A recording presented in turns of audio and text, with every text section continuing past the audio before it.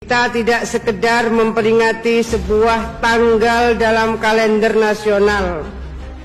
Kita sedang membuka kembali halaman penting dari sejarah perjuangan bangsa.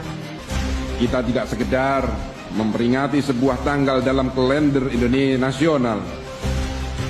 Kita sedang membuka kembali halaman penting dari sejarah perjuangan bangsa. Kita tidak sekedar memperingati sebuah tanggal dalam kalender nasional. Kita sedang membuka kembali halaman penting dari sejarah perjuangan bangsa.